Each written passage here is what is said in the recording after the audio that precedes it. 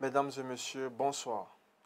Bienvenue une fois de plus à cette nouvelle édition des émissions sur les plateformes numériques du NMP. Nous accueillons ce jour un invité spécial, pratiquement exclusif, le président national du Nouveau Mouvement Populaire, homme politique, géopolitologue, géopoliticien, analyste politique, pour qu'il nous éclaire une fois de plus sur les questions d'actualité qui meublent notre pays. Et je ne serai pas seul sur ce plateau, je serai accompagné d'un co-modérateur, M.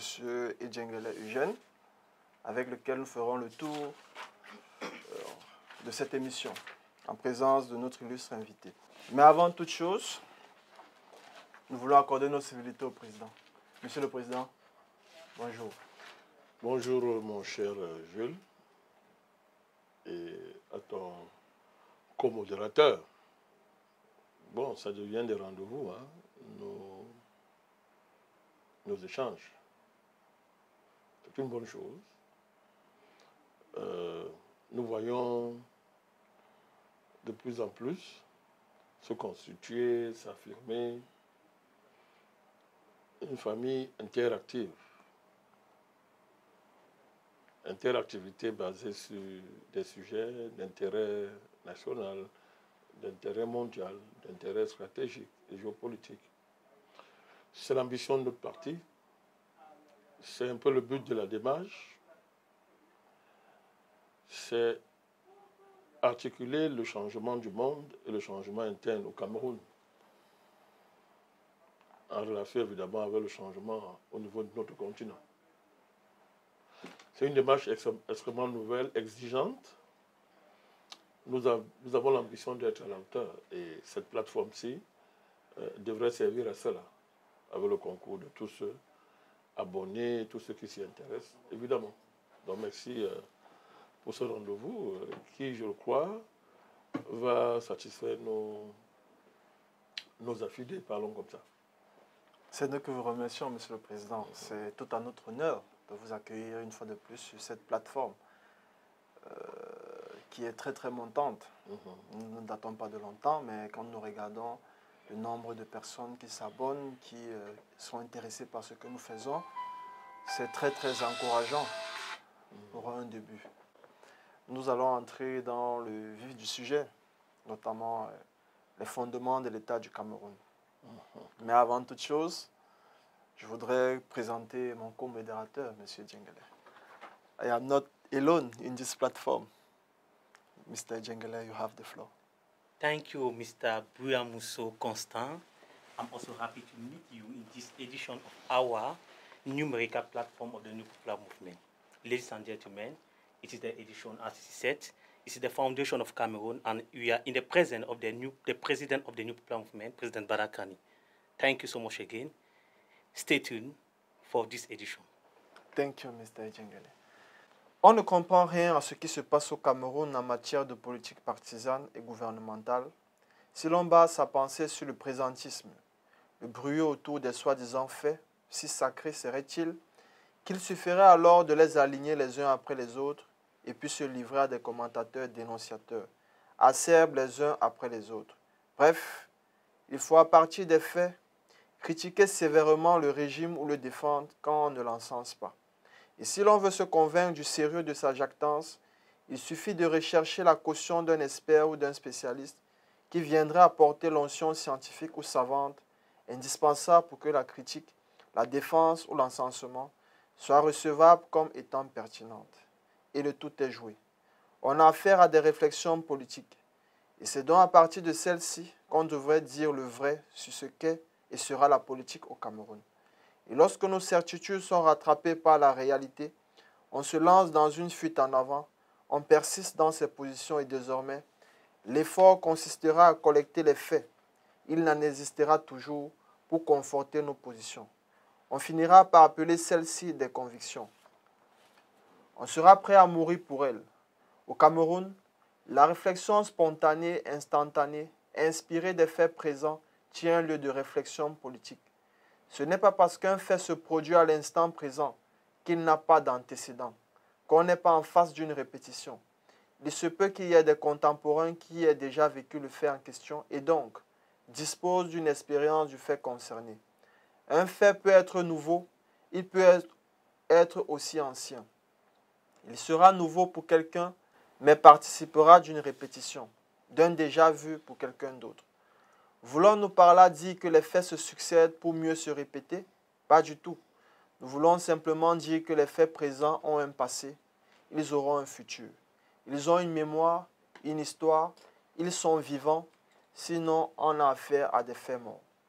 Pour dire quelque chose de consistant sur la politique et le politique au Cameroun, il faut remonter aux origines de la politique contemporaine telle qu'elle s'exerce dans le pays. Il est donc question de démêler les écheveaux d'un puzzle très complexe. Derrière les apparences de simplicité que ne cessent de véhiculer les clichés, ces choses qu'on entend tous les jours à propos de la politique camerounaise, la politique au Cameroun est une affaire très sérieuse. Les enjeux qui la structurent sont immenses, ils dépassent de très loin le cadre du territoire camerounais, ils engagent le monde. Monsieur le Président, voilà un morceau choisi de votre discours de politique générale, parlant des origines de la politique camerounaise. Et nous avons pensé que faire un arrêt majeur sur les fondements de l'État du Cameroun semblait important. Donc, Monsieur le Président, au début de mon propos, la fameuse conférence de Berlin qui eut lieu en 1884-1885, réunie dans la capitale germanique récemment réunifiée par le chancelier Otto von Bismarck, les puissances occidentales, dans le but de s'entendre sur les principes devant gouverner l'entreprise coloniale, se sont réunies. Et le traité germano-camerounais, improprement désigné comme certains comme étant le traité germano-douala, comme droit de colonisation du territoire camerounais. Monsieur le Président, vous avez souvent mentionné l'originalité juridique inhérente au traité ci-dessus, mentionné notamment comme le concept de co-souveraineté qui y émerge. Avez-vous l'impression que celui-ci a été respecté dans la lettre comme dans l'esprit par la partie allemande? Non, c'est pas... Mais tout d'abord, je constate que vous êtes un peu nostalgique du Congrès. Vous avez rappelé un pan de mon discours de politique générale, qui est désormais devenu un document historique. Vous avez créé l'ambiance, déjà, qui risque de prévaloir durant tout notre échange. Tant mieux. Mais pour revenir à votre question, il ne faut pas faire dans l'euphémisme. Les Allemands, comme les Occidentaux, n'ont pas de parole. Ils sont en permanence dans la ruse. Dans la ruse. Dans la volonté de duper l'autre. Et cette démarche-là a été élevée au niveau d'une attitude et d'un comportement géopolitique qui a toujours normé et gouverné le rapport de l'Occident en général, de l'Allemagne pour parler d'elle, à l'égard des pays qu'ils ont décidé de coloniser.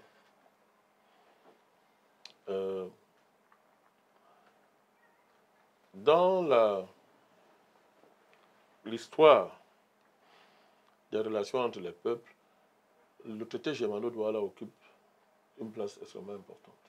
Parce qu'évidemment, il y a dedans des prémices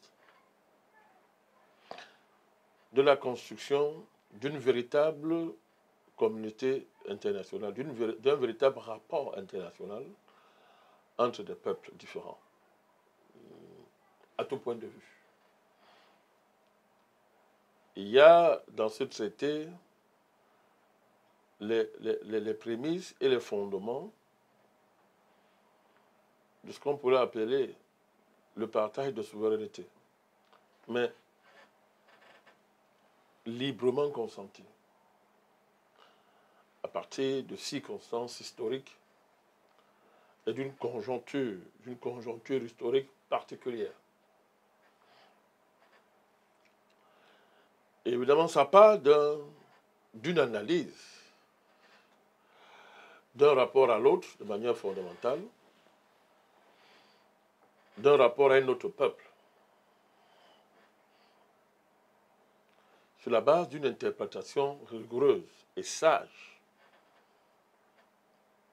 de la situation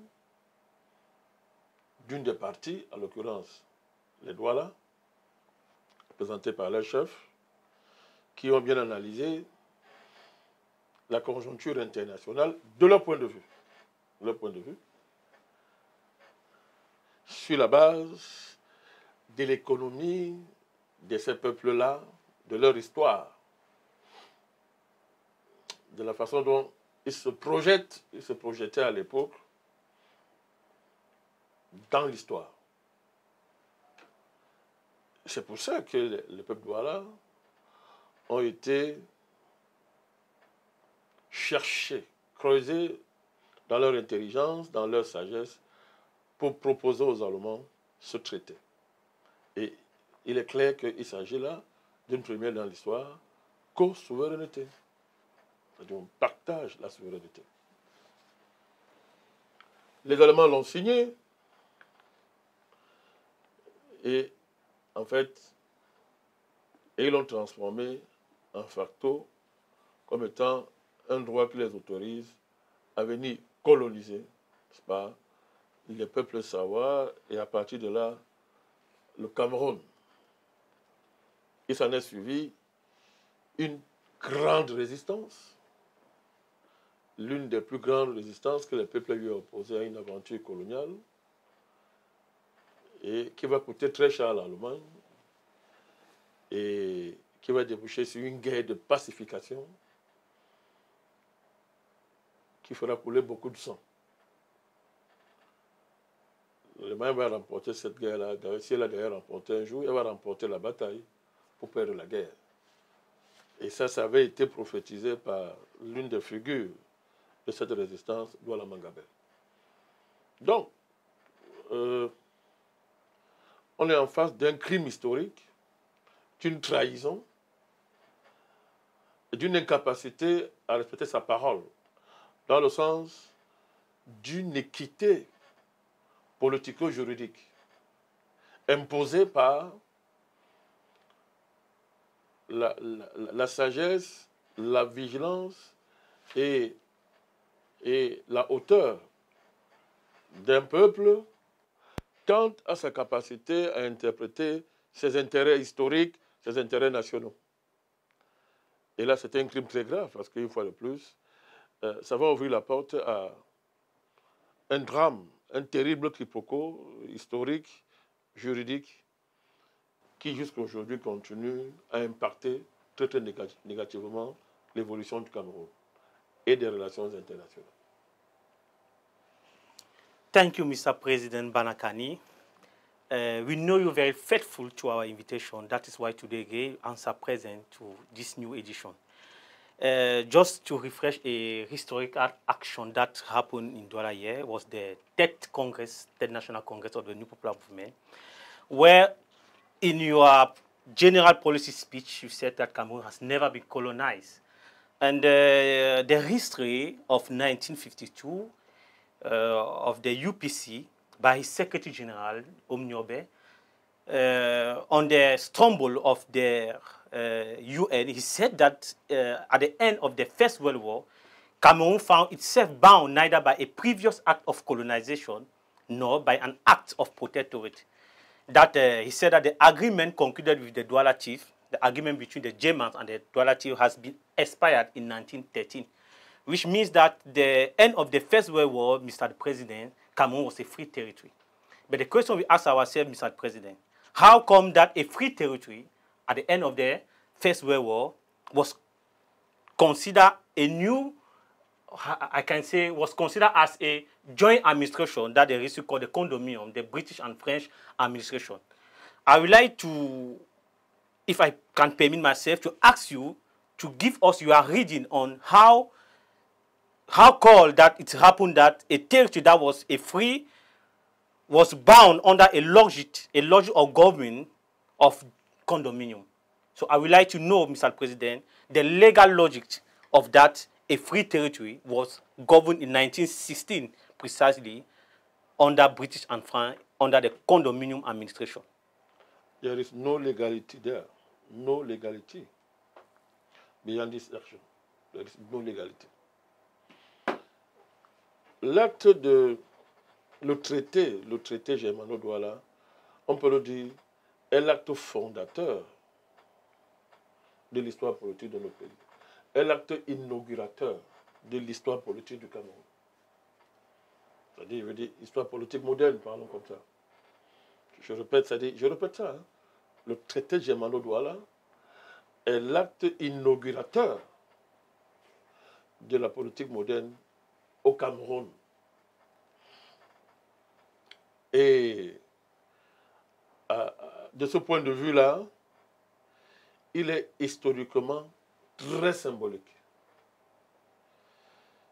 Il est symbolique dans le sens où il est le reflet très concret de la nature du rapport à l'Occident et de la manière par laquelle nous avons rencontré l'Occident, ce traité-là. Dès sa signature, il a déjà une dimension nationale, locale, mais internationale. Le retentissement de ce traité est puissant, il est fort, non seulement du point de vue de l'esprit qu'il porte, qu'il a fécondé et qu'il impose aux deux parties. Il est puissant par sa légalité factuelle, là. Il est puissant par sa légalité factuelle parce que, comme vous le disiez, les termes sont clairs. Il est succinct, bien écrit, et les droits des différentes parties sont bien élaborés, précisés dans ce traitement. Sa légalité est puissante. Sa spiritualité est très concrète. Voilà deux peuples différents à tout point de vue, qui à cause de la géographie, c'est-à-dire de la position particulière du peuple Sawa, au bord de la mer, au bord de l'eau, à la porte d'entrée du Cameroun, place ce peuple-là dans un rôle historique majeur. Il va être le peuple qui garde les côtes du pays et de ce fait reçoit les peuples étrangers qui veulent commercer avec le Cameroun. Parce qu'il faut savoir que le commerce du Cameroun avec l'étranger est aussi vieux que le monde. Hein. Très vieux, il est très ancien. Et les Douala, le peuple Sawa est dans ce commerce-là depuis des âges les plus reculés. Et il y a une antériorité de la présence Sawa et de la maîtrise des côtes à tout point de vue par les Sawa. Il y a une antériorité, une très très vieille antériorité qui a permis à ce peuple-là de maîtriser tous les métiers liés à la côte, et de s'imposer comme étant l'intermédiaire incontournable entre l'hinterland et la côte. Bon, c'est un fait historique. Donc il y a tout ça dans ce traité. Quand les Sawas sont sur la côte, ben, ils ne parlent pas seulement pour eux. Même les peuples qui sont à l'intérieur, ils parlent aussi pour les peuples qui sont à l'intérieur. Ils les représentent d'une certaine manière. Donc, il y a une puissante spiritualité qui dégage de ce traité parce qu'il est question de gérer deux peuples qui ne se connaissent pas, c'est là comme pour la première fois, de bâtir une fraternité qui d'office a une portée universelle. Parce que les cultures vont se brasser, les affaires vont se brasser, les intérêts vont se croiser. Il y a, avec tout le potentiel conflictogène qu'il y a dans tout ça, mais on voit à travers ce traité-là l'élévation des chefs Douala qui, dans leur visée, veulent transformer tout ce potentiel chrysogène, conflictogène, en une fraternité humaine de portée universelle. Les Allemands n'ont pas été à la hauteur. Ça, c'est la première. Ils n'ont pas été à la hauteur. Et il faut interroger, il faut comprendre ça en rapport avec les évolutions futures. Vous voyez la dimension de ce que je suis en train de mettre sur la table. Ils n'ont pas été à la hauteur. C'est comme si, en fait, les Allemands sont dans les capacités de comprendre une telle démarche. D'abord à cause de l'esprit allemand, j'aurais dit l'esprit germanique.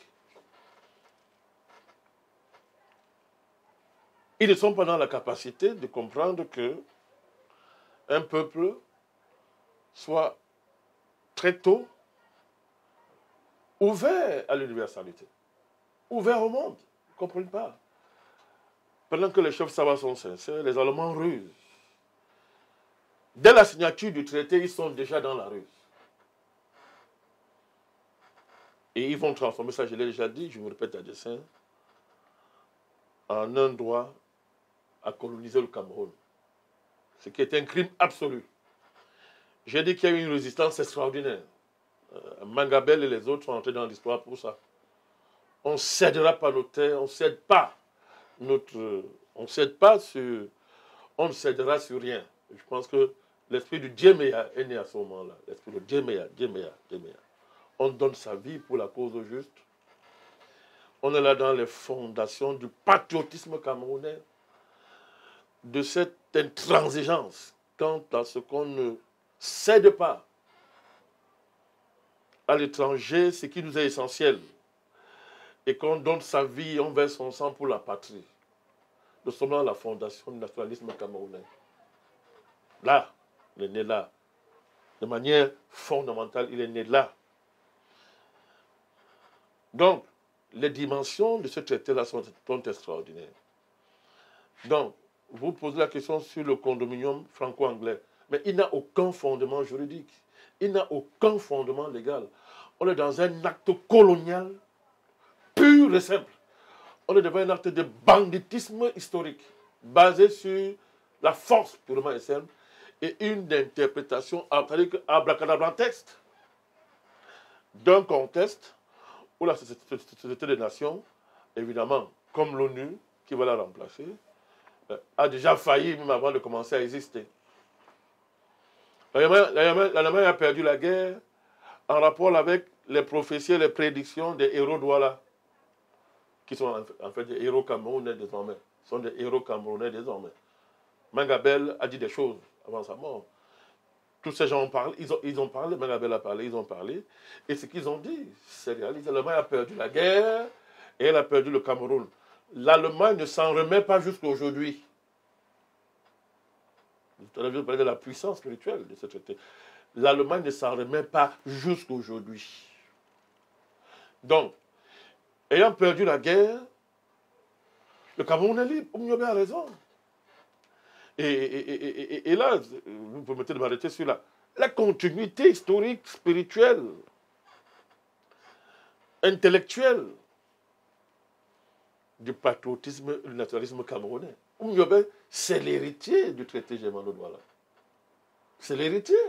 Parce que Oumyobé n'existe pas. Il ne peut pas parler à l'ONU s'il la fondation qui légitime, qui nourrit, qui féconde son discours et sa passion patriotique, c'est le traité de Douala. Donc c'est l'acte fondateur du traité de Douala réapparaît encore dans une majesté extraordinaire dans le discours de Oumyobé à l'ONU pour démontrer que le Cameroun est libre en fait depuis la fin de la Première Guerre mondiale. Yes, but Mr. President, the problem I ask myself is that why is it that, as you said, Oumyobé said also in the UN Tribune that in 1913, at the end... It's not saying, it's an reaffirmation of a truth. Yes, he affirmed, yes. Historical truth. Fact, okay. Yes, fact. That at the end, that the agreement concluded with the Douala and the German had expired in 1913. It is true, as you have said also, that Cameroon was a free territory. But how come that after the defeat of German in Cameroon, the Douala and all the coastal local people did not continue to oppose Germany and French the same agreement they opposed to German? Because we saw that in 1916 there was no international policy to organize colonial powers because the League of Nations was created in 1922. And the Paris Peace Conference was not yet, because the Paris Peace Conference took place in 1919. But how come that in 1916, it seems as if the Cameroonian, the coastal people of Cameroon, did not oppose this same resistance of Germans to British and France. Je vous ai dit que l'Allemagne s'est imposée par la force. Une guerre coloniale a été livrée contre les populations camerounaises avec tout ce que cela comporte comme conséquence. À la fin de la guerre, le hold-up continue. C'est-à-dire que c'est la loi des puissants et des vainqueurs qui s'impose. Mais déjà, les peuples sont déjà traumatisés, se remettent peu à peu, se remettent difficilement de la violence allemande, de la violence coloniale allemande, qu'ils n'ont même pas le temps de respirer, que déjà la France et l'Angleterre sont allés s'entendre pour remplacer la violence allemande par la violence franco-anglaise. La force. Ça va de la force. Donc quand vous dites que les peuples n'ont pas pu opposer, et la résistance a continué, elle n'a jamais cessé. La résistance a continué, mon cher Djengele. Vous croyez que le condominium s'est imposé facilement comme ça? Non. La résistance a continué. Simplement, après le choc de la Première Guerre mondiale, il est intéressant déjà de voir comment comment la perte de l'Allemagne du Cameroun, comment ça laisse, ça laisse un héritage qui n'est pas facile à gérer. Il y a des entreprises françaises, allemandes qui sont au Cameroun. Il y a tout un héritage économico-financier, infrastructurel qui est là. Il faut le trouver de la destination. Déjà vous voyez que tous ceux qui, d'une manière ou d'une autre, profitaient de la présence allemande, devraient digérer la défaite allemande, se donner de nouvelles destinations, de nouvelles orientations. Et tout ça avait un impact sur l'organisation, n'est-ce pas, du nationalisme camerounais. Donc il y avait une nécessité de redéfinir ces nationalistes-là face à la nouvelle donne. Donc, deuxièmement, vous devez comprendre que l'essentiel, la majorité, pas tous évidemment, vous avez dit qu'il faut faire la part des choses. Il y a des gens qui bénéficiaient de la présence allemande. Cela, évidemment, était dans une nostalgie, n'est-ce pas, de la défaite de l'Allemagne qui signifiait la perte d'un protecteur, d'un parrain. Alors, vous imaginez que tous ceux qui ont subi la colonisation allemande et la violence allemande regardaient l'arrivée du condominium avec, je veux dire, à défaut d'être heureux de dire c'est mieux. C'est-à-dire que l'Allemagne a perdu, tant mieux. Mais attendons voir ce que les Anglais et les Français vont faire. Parce que c'était d'abord de dire que maintenant, mais qu'ils s'en aillent, ces Allemands, avec tout ce qu'ils nous ont causé, comme tort, la violence, tout ça. Alors, vous savez, il y a des théories qui justifient la colonisation, je ne m'y attarde pas. Parce que ce que vous avez demandé aux Allemands, on dit on a construit des ponts, on a fait ceci, on a fait le tribunal de l'équité, etc., des bêtises comme ça. Moi, je ne m'attarde pas sur des bêtises. Ce sont des... En fait, c'est insulter la mémoire historique des peuples. Donc, l'immense majorité des populations camerounaises de l'époque, et en particulier l'essentiel des peuples sawa de la côte, évidemment, ne pouvaient que accueillir le condominium avec un regard, je veux dire, un peu bienveillant, en disant que, ok, on va voir ce que ça va donner. Mais rapidement, la déception va succéder, il y aura une continuité en termes de déception, et la résistance va reprendre son cours. Elle va reprendre son cours. Et c'est à ce moment-là, essentiellement, que le nationalisme camerounais va connaître, comment je veux dire ça, va franchir une nouvelle étape. D'abord, en termes de stratégie politique, de stratégie politico-stratégique, vous pouvez tenter ça à savoir, les élites sont partagées entre deux démarches. Fidélité à l'Allemagne, ou saisir l'opportunité qu'offre le condominium. Et on va voir très bien que une élite politique va commencer à se constituer autour de certaines revendications. Et ça va culminer dans l'émergence de la JECAFRA, Jeunesse camerounaise française. Donc, ce n'est pas le hasard. Vous voyez très bien qu'il est question de profiter de la fin d'un cycle international qui va se clôturer avec l'avènement de l'ONU et l'éviction historique de la Société des Nations. Il est question de profiter de ce statut-là, de cette situation-là, pour libérer le Cameroun. Et la JECAFRA participe de cette stratégie-là. Certes, le colon français va l'encourager. Moi, je ne veux pas insister sur les stratégies des Français constituant déjà diviser l'élite savoir, à continuer la politique allemande. C'est la question foncière, c'est les revendications foncières, savoir, les élites savoir.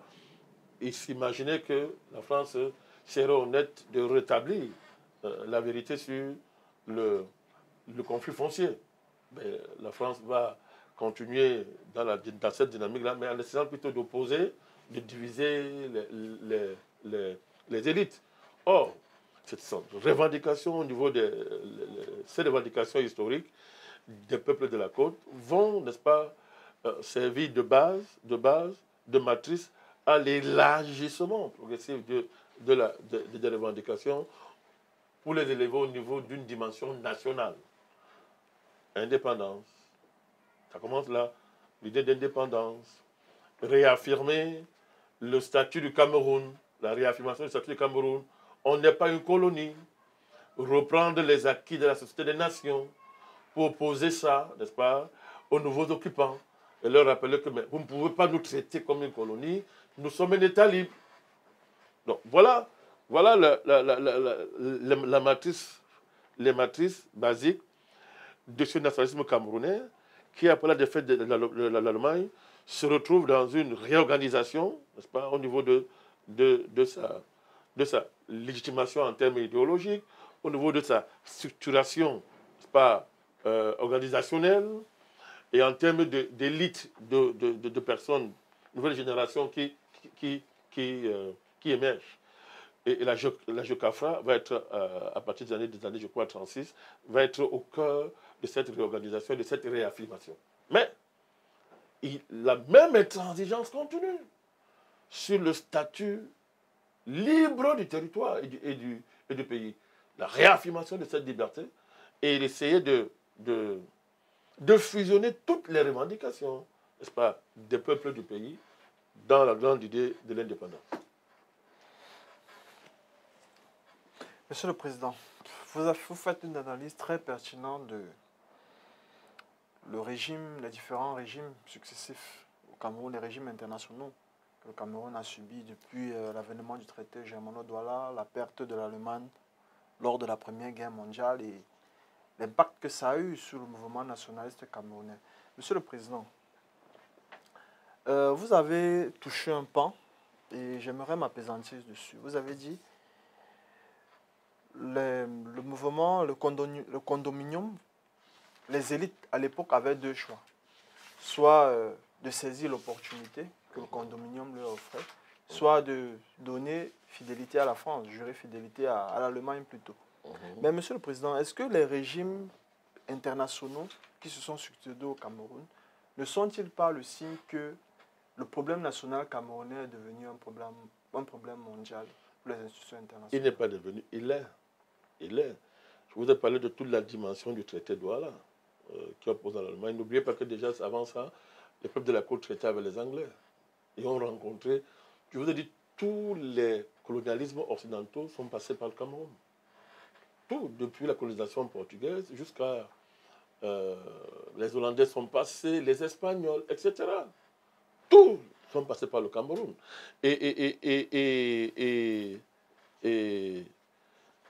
Ces passages-là ne sont pas des passages anodins, ce n'étaient pas des passages sporadiques. Les Portugais, par exemple, ont été très émerveillés par le mont Cameroun et ils l'ont appelé Char de Dieu. Ce n'était pas le hasard. Les Portugais ne sont pas les seuls peuples à étudier le caractère divin du mont Cameroun. Ils ne sont pas les seuls. Donc, vous voyez que même de par la géographie, il y a déjà cette dimension mondiale, cette dimension internationale de la question camerounaise. Et le traité Germano-Douala faisant, la défaite de l'Allemagne qui perd le Cameroun, il faut trouver Il faut donner un statut à ce pays. On parle du protectorat, on est au condominium. Mais tout ça, c'était juste, parce que justement, la communauté internationale, entre guillemets, de l'époque, le monde international a de la peine à donner un statut à ce territoire. Il n'arrive pas. Mais c'est simple. Quand il y a un problème, mais il y a un traité. Mais il y a un traité. Et le traité a débouché sur le statut de protectorat. Le protectorat, ce n'est pas la colonisation, ce n'est pas un droit à coloniser. Donc, il y a cet héritage-là. Ce n'est pas parce que la Société des Nations n'existe plus, mais que ces héritages juridiques internationaux perdent de leur valeur. Donc, c'est même cette prétendue communauté internationale coloniale qui... attends, mais il n'était pas obligé de... Pourquoi est-ce qu'ils étaient obligés de faire ça? Ils n'étaient pas obligés de reconnaître ça. Mais c'est parce qu'ils sont tellement perturbés par ces héritages-là qui sont le fait de la puissance des accords du traité germano-douala et des combats des peuples camerounais, je vous ai dit ça, qu'ils sont obligés d'inventer les affaires comme condominium. Ils inventent ça, le condominium. Mais même ça, ils ne vont pas respecter. Parce que le condominium franco-anglais, ça veut dire quoi? Dans les faits, ça signifiait quoi? Qu'à partir du moment où on ne reconnaissait pas, il fallait traduire en réalité le statut du territoire qui n'était pas une colonie. Donc, passer de protectorat à condominium, ce n'était qu'une façon d'habiller une autre nouvelle escroquerie, n'est-ce pas, qui va conduire le pays dans un drame extraordinaire qu'on va appeler la guerre d'indépendance au Cameroun. Donc, le condominium n'était que le masque, un faux masque d'ailleurs qui n'avait aucun contenu précis réel. Un faux masque qui permettait à la France et à l'Angleterre de se partager le Cameroun. Crime des crimes, de se partager le Cameroun. C'est extraordinaire, pour partager le pays. Sur la base de quoi? On aurait dit, même pas dit, c'était la morale et le droit des vainqueurs. C'était la morale et le droit des vainqueurs. Nous sommes les plus forts, on a gagné la guerre, allez, on se partage le Cameroun. Voilà, la continuité coloniale. Monsieur le Président, j'aimerais également que vous vous apaisantissiez sur la dynamisation du mouvement de revendication pour l'indépendance. Vous avez dit qu'au Myobe, la majeure partie des syndicats se sont inspirés de ce statut international du Cameroun pour revendiquer l'indépendance, l'autonomie. Et jusqu'à présent, Monsieur le Président, est-ce que sur le plan du fond, l'ONU n'a-t-il pas failli? Mais l'ONU continue les escroqueries de la Société des Nations, du condominium, en passant parce qu'on avait appelé la Convention franco-britannique. On est en 1916. Alors, qu'est-ce qu'il y a dans cette convention? Je vais vous lire. Il y a l'enjeu du bec de canard, qui est rétrocédé à la France, qu'il avait précédemment cédé à l'Allemagne en 1911. Donc, par un tour de passe-passe juridique, la France et l'Angleterre éclatent le Cameroun. Je suis en train de dire mon discours du Congrès. Hein, éclatent le Cameroun en morceaux. En morceaux.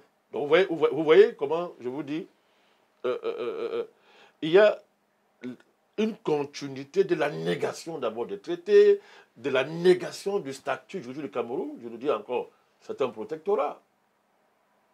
Si l'Allemagne perd la guerre, mais le statut du Cameroun ne change pas. Puisque, attendez, la guerre n'efface pas les conventions internationales.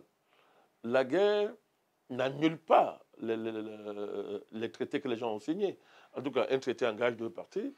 Ben, une partie a failli à sa parole, mais même quand elle a failli à sa parole, elle a été obligée de donner un vernis juridique à sa trahison, c'est le protectorat.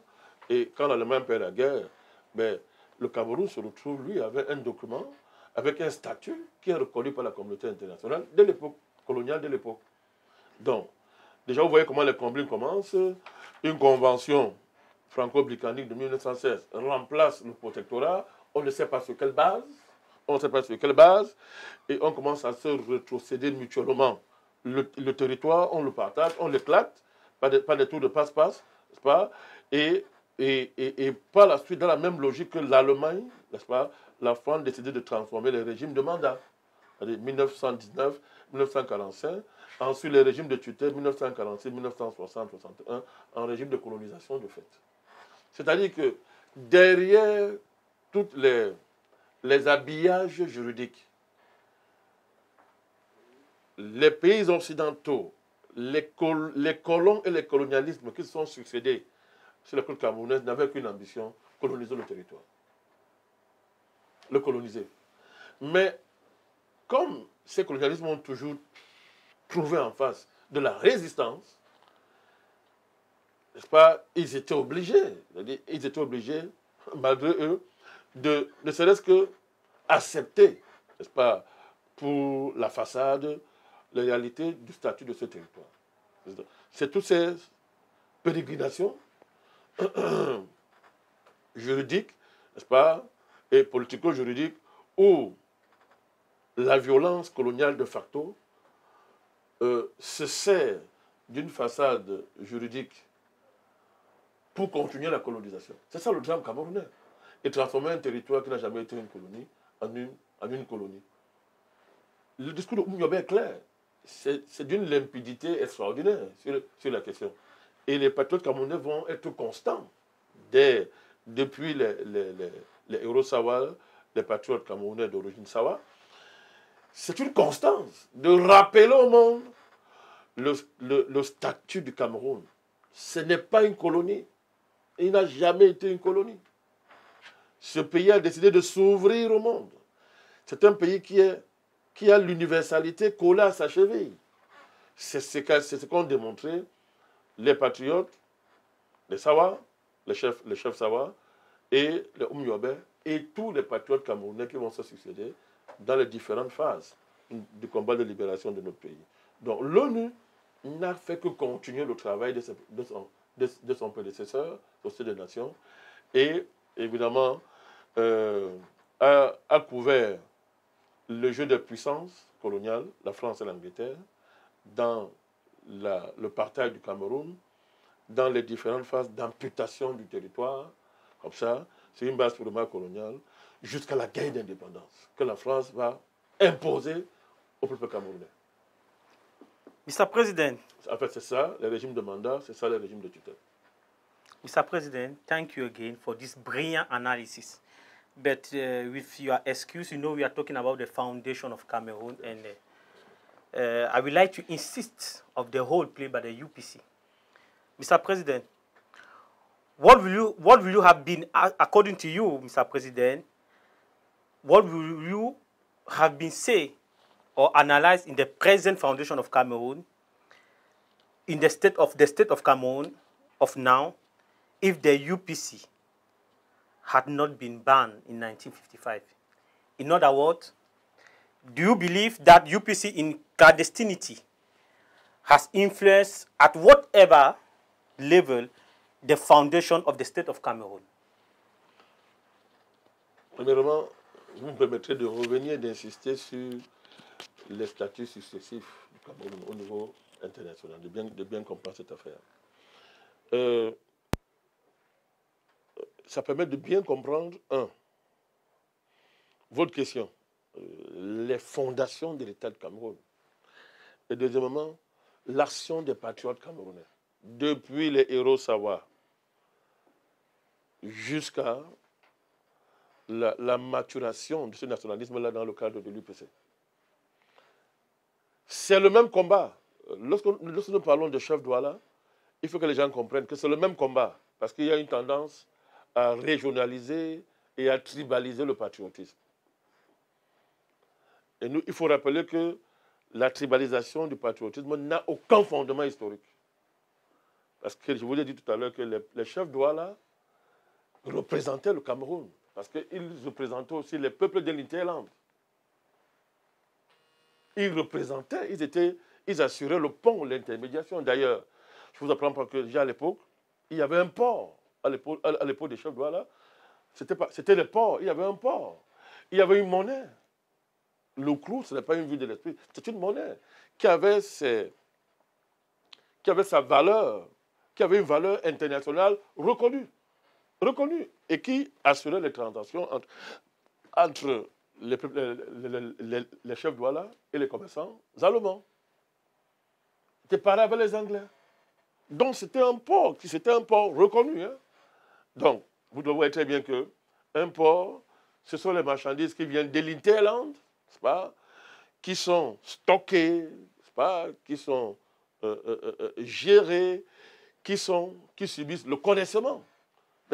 Toutes les transactions qu'on fait dans un port actuel, croyez-moi, à l'époque déjà ça se faisait. Et c'était les commerçants, les chefs douala qui étaient au cœur de cette dynamique-là. Donc ils représentaient les peuples de l'intérieur. Donc il y a une tendance, il faut d'abord commencer par dénoncer cette tendance à vouloir tribaliser le patriotisme camerounais. Alors, quand on dit de dénoncer la tribalisation, ça ne veut pas dire qu'on ne reconnaît pas les apports des peuples. C'est peut-être que le patriotisme camerounais, il est réellement national parce que tous les peuples du Cameroun se sont battus contre la colonisation. C'est ça, c'est extraordinaire. Tous les peuples du Cameroun, dans toutes les régions du pays, se sont battus contre la colonisation, depuis la colonisation allemande, n'est-ce pas? Et c'est je répète ça, c'est ce patriotisme-là, ce nationalisme-là, irrigué par le sang des patriotes, nourri par ce sang-là, qui va mûrir au niveau le plus culminant dans l'UPC, le mouvement UP6. C'est très important de rappeler ça. Donc, la fondation de l'État du Cameroun, on ne le comprend pas si on ne traite pas sérieusement la question du statut du Cameroun. Et il y a un ensemble, tout à l'heure vous le disiez, un ensemble de statuts successifs. Vous avez, j'ai dit, le protectorat, 1884-1916. Vous avez le condominium franco-britannique, 1907-1919. Et vous avez donc le territoire sous mandat de la Société des Nations, 1919-1945. Et vous avez le territoire sous tutelle de l'ONU, 1945-1960-61. Donc voilà les différents statuts du Cameroun. Donc vous voyez que de 1984 jusqu'à 1960-61, mais ce pays, son statut continue, c'est-à-dire que la communauté mondiale dite internationale reconnaît que ce pays, ce n'est pas une colonie. Ce n'est pas une colonie. La communauté, c'est reconnu. C'est-à-dire, malgré le changement de statut, on n'arrive pas à nier cette évidence-là, qui est un fait constant. Et deuxièmement, il y a un fait intéressant, sur lequel je voudrais revenir. C'est-à-dire que, sur quelle base, donc, l'Allemagne peut réclamer le Cameroun?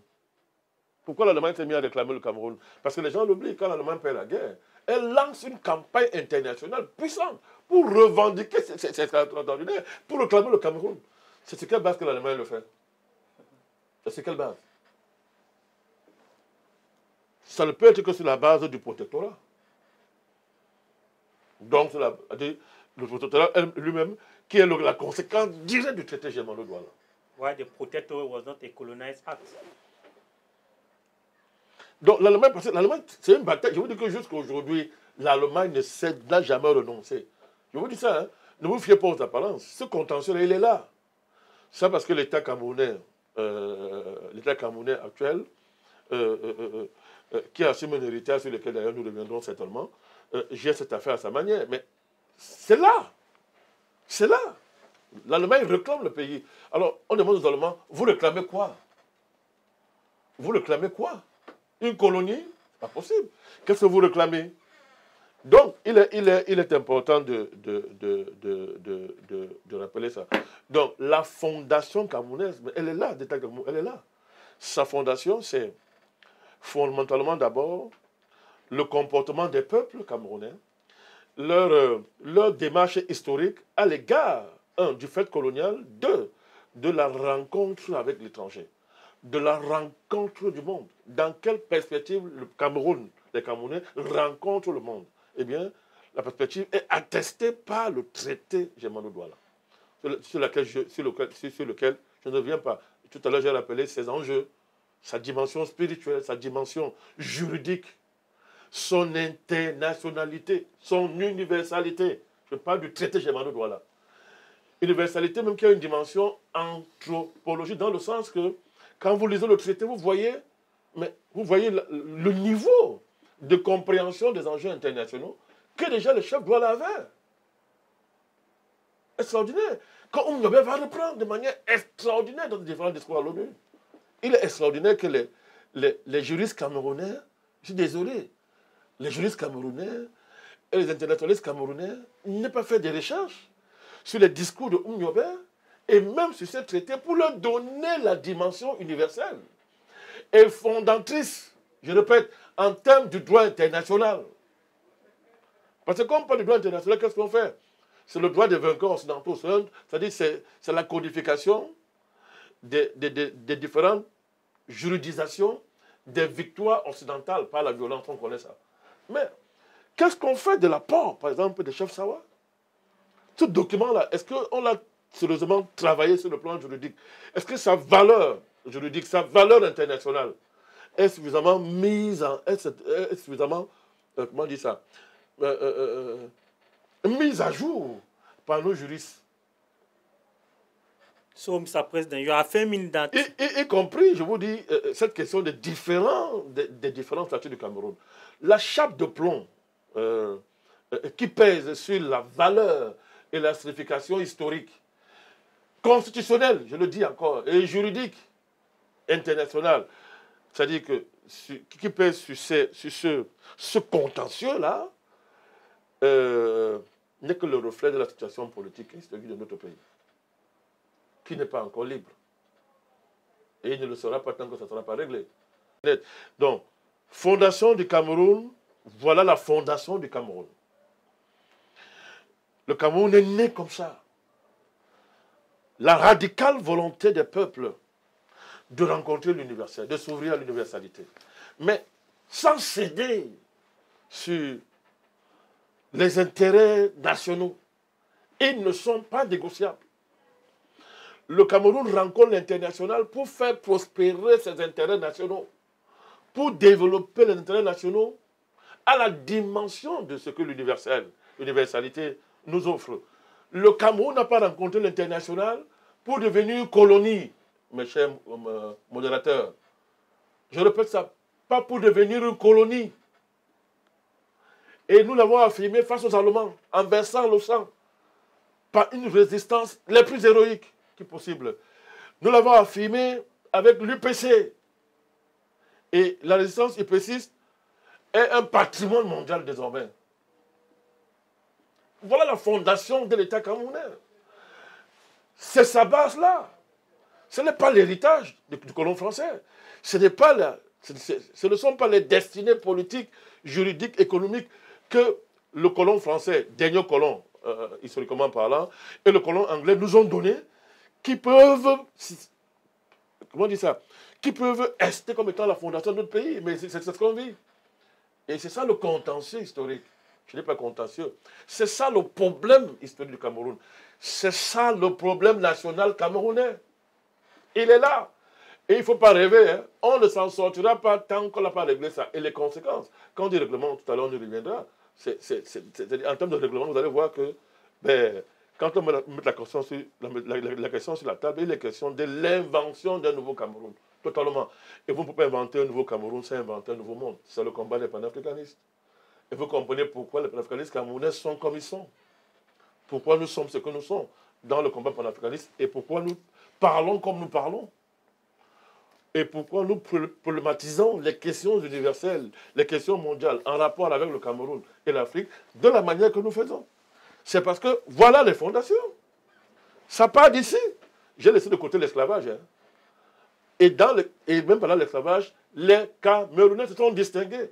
Tous les récits des esclavagistes vous disent que les Camerounais se caractérisaient par une résistance extraordinaire et préféraient se suicider dans la mer que de se laisser être esclaves. Bimbia est là pour témoigner ça si on prend seulement le cas de Bimbia. Les écrits sont là pour le démontrer. Écrits esclavagistes consignés par les historiens camerounais vous enseignent sur ces choses-là. Donc, voilà les fondations d'État du Cameroun. Il n'y a pas d'autre fondation, hein, parce que, je répète encore, on ne peut pas convoquer les exploits des colons.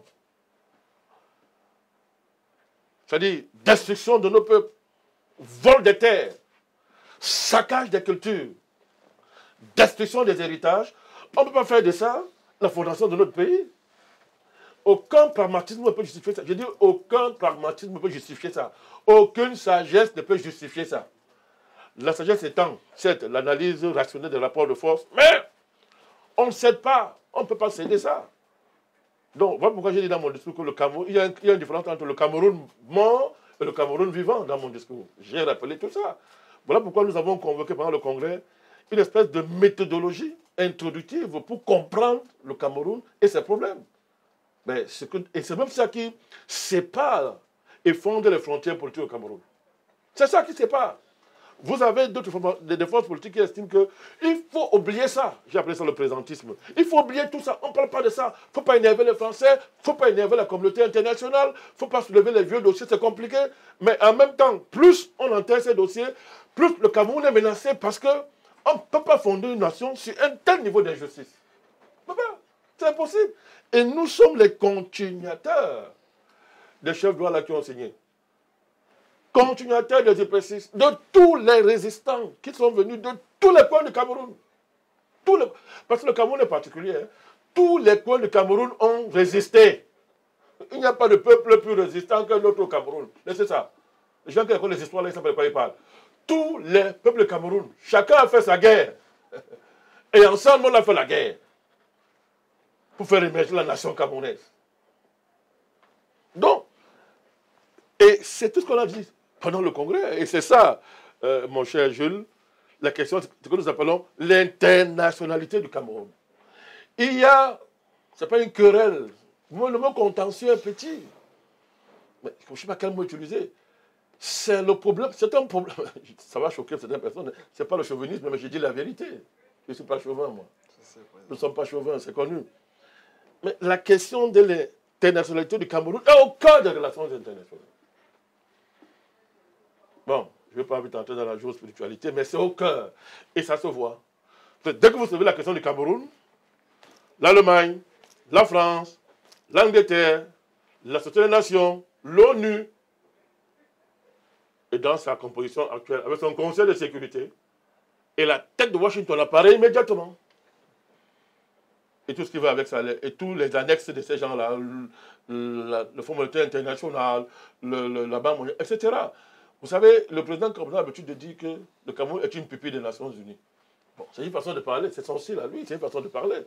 Mais comment sommes-nous devenus une pupille des Nations Unies? Comment est-il devenu? C'est-à-dire, comment on explique ça? La notion de pupille des Nations Unies, ça veut dire quoi? Mais il faut que le président du Cameroun explique ça aux Camerounais. Pourquoi est-ce qu'on appelle le Cameroun pupille des Nations Unies? Non, c'est une position diplomatique, de sagesse. Mais voilà le problème. Voilà le problème. Et il faut qu'on le règle. Mr. President. Et il sera réglé, rassurez-vous. Mr. President Banakani, without issuing what you have just said, Mr. President, UPC thrives on the revolution, nationalism revolution as a political ideology. So according to you, you are affirming that this revolution, this nationalism revolution has a deep foot on the foundation of Cameroon. And if it is the case, it means that up to now we can talk of the immortal arm of UPC again. It's an evidence. It's an evidence. My dear brother Djengele. Comme Yobek l'avait dit, l'UPC est l'âme immortelle du peuple camerounais. Ce n'est pas les trois lettres là, non. Il veut dire que le patriotisme, la résistance à tout colonialisme, le refus de toute domination étrangère au Cameroun, c'est ça que ça veut dire. C'est ça qu'on appelle l'UPC. Ce n'est pas les trois lettres, parce qu'après la bagarre, les trois lettres, ce n'est pas ça le débat. Ça n'intéresse personne. Mais c'est l'idée, c'est-à-dire, pourquoi que les chefs de l'État sont morts? Pourquoi? Mangabel est mort, pourquoi? C'est pourquoi? Mais parce que la colonisation veut dire d'abord une première chose. On prend vos terres. Je me rappelais ça, mon ami Boukari Yaraba, il dit, c'est l'esclavage à domicile. On prend vos terres, on prend vos richesses. Et on vous prend vous-même physiquement, on vous transforme en indigène, en esclave chez vous. L'esclavage d'avant, c'est on vous a transporté dans les Amériques. Là, la colonisation, c'est quoi? Vous êtes esclave chez vous. Mais c'est-à-dire que c'est l'inacceptable. C'est-à-dire, on ne parle même pas de ça. On fait la guerre à l'esclavagiste. Non, non, on coupe sa tête, on finit avec lui. Parce que le statut d'esclave n'est acceptable par personne. Par personne. C'est pour ça que les chefs de Douala ont commencé par... Les Mengabel sont morts. Et ils ont passé le flambeau à la nouvelle génération de patriotes camerounais. Et je vous ai dit dans quel concours ils sont nés. Et ils sont nés comme par hasard. Comme par hasard, c'est l'enjeu de la revendication par l'Allemagne de son Cameroun. Mais c'est même encore une infamie. De son Cameroun, les Allemands. Ils doivent faire attention, les Allemands. Et leur Cameroun, c'est sur cette base-là encore que va naître la nouvelle génération de patriotes. Vous avez parlé de la JOCAFRA. Mais c'est pas la première.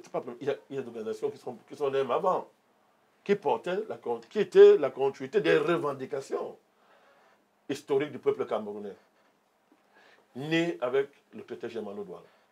Donc, l'UPC, quand on dit c'est l'âme immortelle, c'est que une nation n'en est pas une si elle n'a pas d'âme.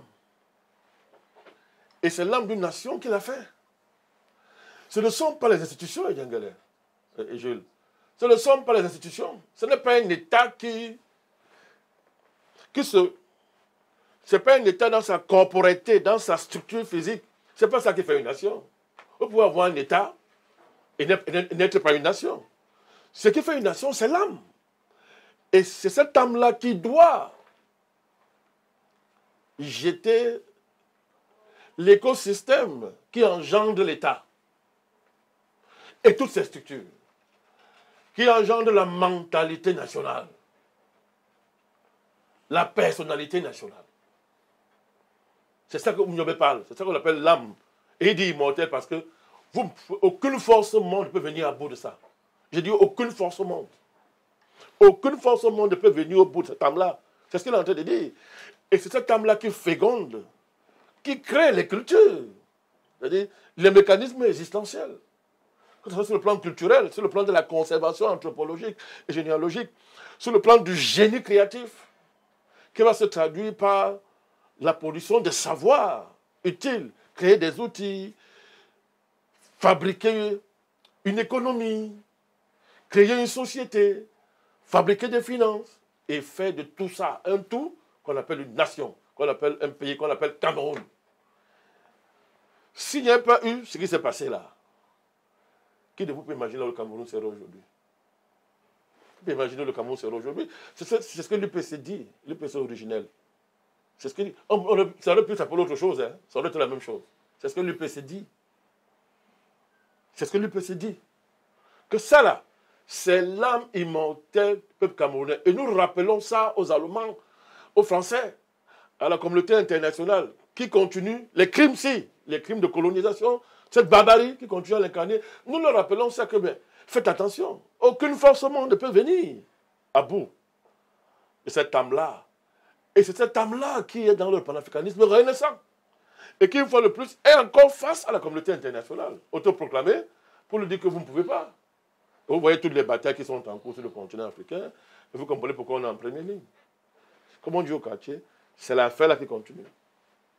Monsieur le Président, voilà. Est-ce que c'est le discours de M. Oumniobé à la tribune des Nations Unies où il disait que avant que le Cameroun accède à l'indépendance, il fallait qu'il passe d'abord par la réunification.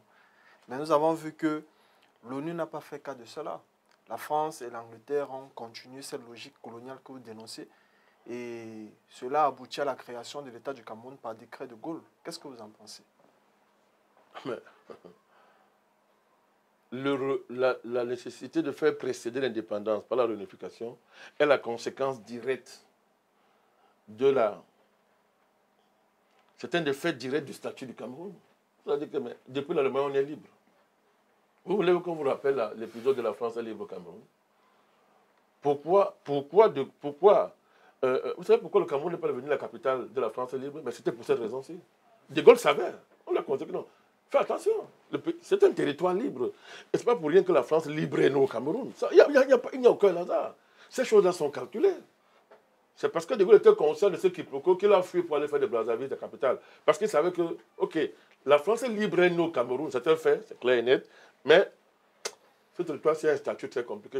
Il faut que jamais créer d'autres problèmes juridicaux internationaux qui vont profiter aux ennemis, dont l'Allemagne qui veille toujours, qui est à côté, qui veille. Parce que toutes les entreprises qu'elle a laissées disons comme ça, dans les zones anglophones, toutes ces grandes plantations-là, vous voyez qu'on a oublié? L'Allemagne a des possessions, je le dis à mon vision. Et il y a des endroits encore au Cameroun cachés. Les Allemands savent ça. Merci pour la Oui. Et ce sont des dossiers d'État camerounais. Bon, comme nous sommes respectueux de l'État du Cameroun à l'heure actuelle, je ne dis pas plus, mais je vous le dis. Ce sont des dossiers, ce sont des choses sérieuses. Ce sont des choses sérieuses. Donc, quand Oumniobé dit ça, c'est pour rappeler, d'ailleurs, c'est pour ça que les UP6 originels écrivent Cameroun avec K. C'est une signature. C'est une remarque que nous avons faite. Oui, c'est une signature, c'est avec K, Cameroun là. Ça rappelle le Cameroun. C'est-à-dire, c'est le Cameroun tel qu'il était avant que les Allemands viennent faire leur crime ici, là, leur colonisation. Et il est pratiquement à 900 000 km². Vous voyez comment le Cameroun a souffert? On est parti de 900 000 km² à combien maintenant? À combien? 442. Vous vous imaginez? Vous vous imaginez le niveau d'imputation? Et ça veut pas ça. Ils ne veulent pas lâcher. Le bandit, le criminel à Yabacho, là. Je voulais y revenir. Le projet, c'est quoi? C'était de continuer cette amputation-là. Cette bombe à retardement, la crise. Et l'ONU était dans le jeu, avec son histoire de United People Organization, qui sert de façade juridique à des criminels comme les Yabacho pour aller à l'ONU justifier les démembrements de nos États et parrainé par les majors, c'est-à-dire les multinationales occidentales. Non, Monsieur le Président, est-ce que le Cameroun dispose donc... Attendez, j'arrive. Donc, c'est ça, quand Ruben Oumniobé, le Podol, pas de parole, un vrai, pas le farfelu qu'on a aujourd'hui, un vrai. Quand le Podol vous dit que avant la réunification d'abord, pour rétablir, il faut rétablir une vérité. Il veut dire que vous nous avez amputés au comprendre. Mais dis donc, on peut entrer dans l'indépendance avec une séparation artificielle qui va créer des conséquences dans la gestion de l'État futur. Et c'est ça, c'est quoi la crise anglophone? Bon, tous les gens qui ont dit que non, vraiment, Oumniobé était un radical, un extrémiste, on leur a laissé. Ça va aboutir à quoi? Et même voilà ça. Et ça va continuer. Il y a des âges pour que ces poisons remontent à la surface et gangrènent le pays. Ça devient des cancers qui se métastasent et qui ont des âges. Là, on a le deuxième âge, crise anglophone. Mais à quand le troisième âge? Si on ne règle pas le problème de manière fondamentalement. Bon, le grand dialogue a fait des avancées extraordinaires. Ça, il n'est pas question de remettre ça en cause ici. Mais il faut approfondir ça. Il faut régler totalement cette affaire avec cette question de l'internationalité du Cameroun. Ça, c'est clair. Donc, même les affaires de Bakassi, vous croyez que c'est quoi? Vous croyez que c'est quoi? C'est tout ça. C'est tout ça. C'est-à-dire que Oumniobé, porte-parole et continuateur des chefs Sawa, leurs dignes fils descendants des Mangabel, etc., mais ont posé un problème clair. Et vous voyez, et là encore, vous voyez tous les enjeux qu'il y avait derrière. On divise des pays, on se partage, on pille les richesses, on s'accapare des richesses, on s'accapare des énergies nationales, on désorganise l'équilibre démographique, c'est-à-dire la colonne vertébrale de la nation, en injectant des oppositions à l'intérieur du pays, et il suffira qu'on les active le moment venu pour que votre pays éclate, devient ingérable. C'est pour ça que la question de l'unité nationale au Cameroun est une question plus profonde. Et on ne doit pas la poser. Et l'État camerounais actuel, avec ses contraintes internationales, pose ce problème sur un prisme, comment je vais appeler ça, sur un prisme néocolonial, sur un prisme de la raison d'État, qui n'arrive pas à réconcilier réellement et historiquement toute la nation dans une cause nationale. C'est pour ça que, bon, nous on salue la création de cette commission nationale pour la réécriture de l'histoire du Cameroun, on espère qu'il n'y aura pas de tabou. Il n'y aura pas de tabou dans ce travail-là. Vous voyez, dès qu'on a créé ça, qu'est-ce que Macron a fait? Mais c'est vous qui jouez avec ces choses-là. Macron, il a mis sur pied une commission concurrente. Et il a pris les Camerounais, il a mis à l'intérieur. Mais monsieur le Président, pourquoi ça leur fait tant peur, cette résurgence du nationalisme camerounais? À cause de l'internationalité du Cameroun. Les Camerounais ne connaissent pas que leur pays est comme ça. Ce n'est pas seulement une internationalité juridique, hein. C'est une vocation universelle, au sens noble du mot. En fait, c'est là qu'il s'agit. Cette internationalité du Cameroun, cet enjeu-là, cache une vocation. Et un pays qui a eu à affronter tout ça, un pays qui a eu à affronter tout ce colonialisme, qui a affronté le colonialisme français, anglais, portugais, qui a affronté tout ce allemand, vous ne comprenez pas que si ce pays veut écrire son histoire réellement, mais il a appelé à une transcendance. Il est obligé de se transcender pour relire pratiquement toute l'histoire mondiale. Vous êtes obligé, si vous voulez écrire l'histoire du Cameroun de manière réelle, vous êtes obligé d'aller étudier l'Allemagne. C'est-à-dire que pourquoi l'Allemagne? Vous devez étudier le colonialisme allemand. On n'a pas le choix parce que quand il faudra solder tout ça, il faudra parler aux Allemands comme on parle à un Allemand. Il faut connaître leur histoire. Il faudra parler, bon, les Français, on les connaît tellement. Il faudra parler aux Anglais comme ça, on les connaît. Le British. Il faudra parler aux Américains. Et comment vous allez faire si vous ne parlez pas à l'ONU? Voilà pourquoi l'internationalité du Cameroun est quelque chose de... Les puissances la savent. La France connaît et ça, l'Allemagne. Ils connaissent que le pays ici est particulier et est spécial. Le jour où il s'éveillera, et on y est déjà. Bon, on avait dit que quand la Chine va s'éveiller, le monde va trembler. Moi, je vous dis, quand le Cameroun s'éveille là, le monde va trembler. Monsieur le Président, il y a une figure... Et le panafricanisme fait trembler le monde. On est qu'au début, hein. Le panafricanisme fait trembler le monde, monsieur. On est qu'au début, hein. C'est tout à votre honneur. Je vous en prie. Le docteur avec mes camarades de combat. Le docteur Louis-Paul Ojoula, monsieur le Président, est une figure historique dans l'histoire du Cameroun. Selon vous, quel est le rôle qu'il a joué dans le façonnage de l'élite politique au Cameroun? Un parfait voyou colonial. Chef des voyous, c'est-à-dire que Ojoula c'est la colonisation française faite chère. C'est l'esprit colon fait cher. C'est-à-dire le gars, il était malin, il allait loin. Hein. Ojoula voulait faire ici ce que le pôle a fait pour le Congo. Le pôle. C'est-à-dire que qu'on rende le Cameroun indépendant, mais qu'il appartienne aux colons français de l'époque. C'était le combat, hein, de l'époque, sous la direction de ce criminel, Ojoula. C'était sa revendication. Il a créé les états généraux de la colonisation française. Mais c'est Ojoula. Et il avait un puissant lobby en France. Et ce puissant lobby-là a pour mission de dire que non, on ne veut pas d'indépendance ici. On ne veut pas d'indépendance. C'est-à-dire, il faut qu'on reproduise une espèce, comme en Afrique du Sud. C'est-à-dire qu'on fait une espèce de sécession à l'égard de la métropole, mais le Cameroun nous appartient. C'était le projet de Joula.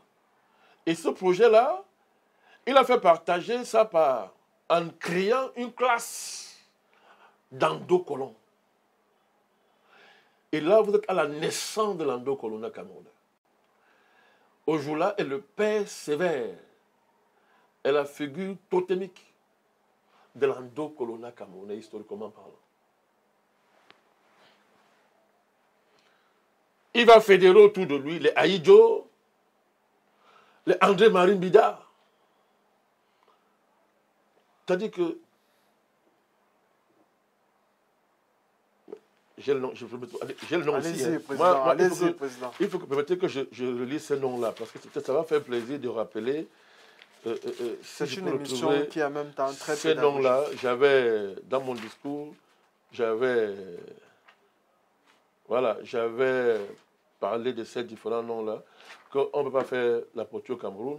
Vous voyez, vous avez les gens comme Chalokala, Paul Monté, je vous ai parlé d'André-Marie Bida, je vous ai parlé d'Amadou Aïdjo, etc. Il y a toute une génération, n'est-ce pas, donc de députés, même à l'époque, quand on commence à faire l'Assemblée territoriale du Cameroun, l'Assemblée législative du Cameroun.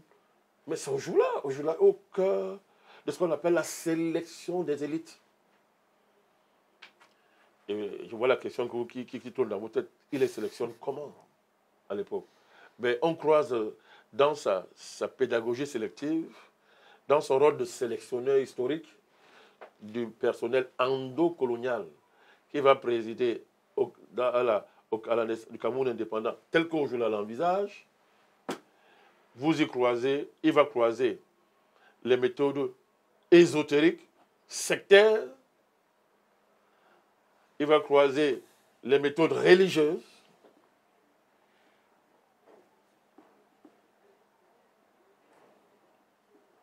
et magiques.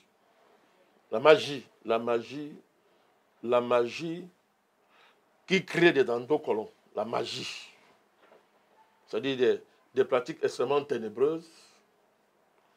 La décence m'interdit de rappeler ça ici, par respect pour mon pays. Des pratiques extrêmement ténébreuses qui vont être mises en œuvre par cet homme-là pour sélectionner une élite et avoir un contrôle total sur cette élite-là. Quand vous parlez des fondations de l'État du Cameroun, vous allez voir comment il n'y a pas de hasard. On va léguer ça à l'État du Cameroun. Bon, sauf que dans le projet de Joula, quand il fait son projet, il échoue dans son projet de faire du Cameroun la propriété de colons. Cameroun indépendant, propriété de colons. Il est obligé donc de revoir sa démarche. C'est-à-dire que le Cameroun ne sera plus la propriété de colons, le projet là a échoué, mais il va chercher à apaiser. C'est pour ça qu'au Cameroun, quand on fait le semblant de démocratie néocoloniale, parce que vous voyez que ce qui se passe au Cameroun actuellement, quand vous étudiez le système politique camerounais, vous ne comprenez pas ça si vous n'allez pas étudier comment, à l'époque pré-indépendante, à la veille de l'indépendance, quel est le système politique qui a cours au Cameroun. Il y a un système multipartiste, il y a même des syndicats. Hein. Toute l'arsenal, les oripeaux d'une démocratie néocoloniale sont réunis. Mais à une condition, pas de parti patriote. Tout ça doit exister pourvu qu'on écarte l'UPC. C'est-à-dire, pourvu qu'on détruise l'âme immortelle. C'est-à-dire que les revendications historiques, politiques, juridiques, internationales, des chefs posés déjà par le chef Douala et qui continuent à travers les différents statuts juridiques du Cameroun jusqu'à l'UPC, on ne parle pas de ça, il faut évacuer ça. Donc, vous pouvez avoir 1000 partis politiques, pourvu qu'il n'y ait pas parmi ces partis un parti politique. Patriote. Vous comprenez donc que vous pouvez avoir une démocratie morte, sans âme. Voilà le problème du Cameroun. Qu'est-ce que vous croyez? Il n'y a pas de... C'est ça. C'est ce que nous appelons une démocratie néocoloniale. Quand on parle de ça, des gens sans mémoire s'agitent, ne comprennent même pas de quoi est-ce qu'on parle. Et c'est valable pour tous les pays africains. La démocratie néocoloniale, c'est la catastrophe. Vous voyez comment? Vous pensez que c'est pour dire que la communauté internationale est très à l'aise de dire que démocratiser, élections transparentes, machin, tout ça. Pourquoi elle est à l'aise avec ça? Ça ne va vous amener nulle part. Parce qu'on enlève d'abord votre âme. Et puis on vous sert 1000 partis, 3000 syndicats, etc. Maintenant, c'est société civile, avec des associations bizarres de droits de l'homme. Vous avez des gens là qui l'appellent société civile. Vraiment, je ne voudrais pas être méchant, mais c'est une engeance de filouterie qui ne sert à rien, qui ne peut rien apporter à un pays. Sinon, assurer la continuité de la fabrication de l'endocolonial. Dans ces diverses façades, ancienne génération, nouvelle génération. Donc, c'est ça qui est au cœur de l'affaire. Quand on parle de Joula, c'est profond. Au Joula, c'est cette figure. Mais ça dépasse l'individu pour embrasser toutes les structures physiques, l'église, les internats. Quand vous parlez d'église, vous parlez de quelle église, monsieur le président? Toutes les missions chrétiennes qui sont arrivées ici. Toutes les missions qui sont arrivées ici. En commençant par la mère catholique, évidemment. Tout ça, ils travaillent ensemble. Hein. Pour combattre l'UPC, vous voulez dire? Bien sûr, pour domestiquer l'âme immortelle du peuple camerounais. Lui enlever sa personnalité, sa mentalité. Ce qui le fait. C'est le travail. Mais c'est une situation dialectique. Hein. Parce que, évidemment, et c'est ça, le génie de Dieu, le génie divin, c'est ça le génie. C'est-à-dire que vous faites une politique pour tuer l'âme d'un pays, mais c'est dans ce que vous faites là que l'âme là renaît. Parce que les missions chrétiennes sont la mère de l'éducation publique au Cameroun. Or, tous les patriotes de l'époque se sont tous scolarisés dans ces missions-là pour après opérer la rupture. Ils ont rompu. Donc, on est dans une dialectique complexe, mais de manière fondamentale. Aujourd'hui, c'est la rencontre de toutes ces structures, leur intégration dans une méga structure informelle, ou dans une méga structure informelle, où la politique croise la religion, croise la religion, croise l'ésotérisme et croise le parcours scolaire. Les premières générations qui sont allées en France, on sélectionnait, on va en France, ou dans les bourses, ou d'aller en France. Je ne veux pas les juger pour ça, je fais un constat historique. Ce n'est pas les émotions, je fais un constat. Donc, à travers ça, on exerce un contrôle violent et serré sur l'élite qui émerge. Je parle, c'est l'endocolonat. Voilà une autre fondation importante de l'État, les fondations là. La problématique de l'endocolonat. C'est-à-dire un type d'individu qui refuse d'assumer l'âme du pays. C'est-à-dire un type d'individu qui refuse d'assumer l'âme du pays. Il peut avoir toutes les compétences du monde. Mais on lui a injecté quelque chose là. Ojula, le poison d'Ojula, c'est quelque chose, quand on t'injecte ça à l'intérieur de toi, ça t'amène à détester l'âme du pays. Tu ne peux pas épouser l'âme du pays. C'est-à-dire, tu ne peux pas continuer le combat des pères fondateurs. Tu ne peux pas t'élever au niveau où ils ont placé là-bas. D'ailleurs, ça trace une frontière. Hein. Ça trace une frontière. Vous voyez, c'est pour ça que nous sommes pécistes. C'était même là. C'est pour ça que je suis péciste. C'est pour ça que je dis. Versant de ma question. C'est-à-dire que quand moi je parle des pères fondateurs, vous savez, l'État du Cameroun, tant qu'il ne peut pas se réconcilier avec les pères fondateurs, une véritable réconciliation, sera un État sans âme. Et on voit comment ça travaille le pays. Vous voyez comment les efforts du président patriarche. Vous voyez comment cette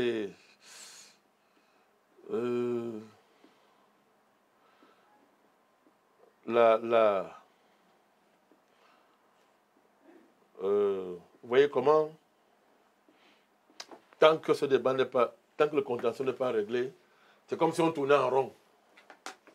C'est comme si on était enfermé dans les travaux de Sisyphe.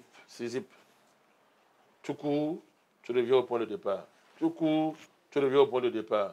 Tu cours, tu reviens au point de départ. Mais, il ne faut pas, on ne va pas tomber dans une espèce de simplification qui ferait l'erreur de ne pas tenir compte des avancées et des acquis que la dialectique de l'histoire a permis à notre pays d'engranger.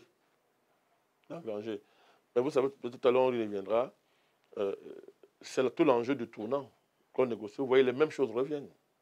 C'était même là. L'UPC est de retour avec le panafricanisme. Les mêmes problèmes internationaux sont là. Et apparemment, les mêmes acteurs sont là. La Russie est là. Elle s'appelait à l'époque l'Union soviétique. L'Occident est là avec Washington. C'est l'OTAN, etc. Vous voyez, les mêmes choses se reproduisent, mais avec une maturité nouvelle, parce qu'on avance pour mettre sur la table les vraies questions. Et au cœur de ça, vous avez l'internationalité du Cameroun. Alors je vous parle, toutes les puissances du monde regardent le Cameroun. Les Américains, la France, ils sont là, ils regardent, ils complotent, ils ont leurs agents sur place, au cœur de l'État. Tous là, ils sont en train de travailler. Vous voyez, les gens vont faire les conventions au Canada, d'autres font les réunions aux États-Unis. Les gens font des choses. Regardez toutes nos élites. Regardez toutes nos élites. Regardez, prenez chacune d'elles individuellement. Regardez leurs allégeances. Regardez leur appartenance. Les plus jeunes sont même les plus pires. Regardez leur allégeance, leur appartenance. Tout ce bouillonnement-là, c'est la reconstitution du schéma fondateur. Les patriotes qui comprennent la raison d'être du Cameroun, son rôle dans les nations et sa mission historique, et l'Ando-Colonna, qui tire le pays en arrière, parce que comme je vous ai dit, créé par l'ennemi, fabriqué par l'ennemi, elle n'est pas un récipient capable de contenir l'âme immortelle du peuple camerounais. Monsieur le Président, c'est pratiquement ma dernière question. Vous avez fait un développement très très pertinent, Monsieur le Président. Et le renouveau panafricaniste, qu'est-ce qui fait sa particularité dans le façonnage du nouveau Cameroun que vous entrevoyez en perspective? C'est la prise en charge de l'internationalité du Cameroun, c'est tout. Le panafricanisme renaissant dans la prise en charge des enjeux du Cameroun, comment je vais expliquer ça? C'est-à-dire, récapitule tout ce que je vous ai dit. C'est une récapitulation. C'est une lumière nouvelle, c'est un éclairage nouveau de ces enjeux, de ce contentieux universel. Vous savez, nous reprenons les mots de Oumyobé et ses discours avec un son nouveau, avec une sonorité nouvelle. Mais cette fois-ci, nous assumons ouvertement les enjeux internationaux qui sont liés à la question camerounaise. Vous savez, je ne voulais pas choquer les sensibilités, mais je vais vous dire, il y a la question juive, il y a la question du Cameroun. Je sais ce que je dis là est fort, hein?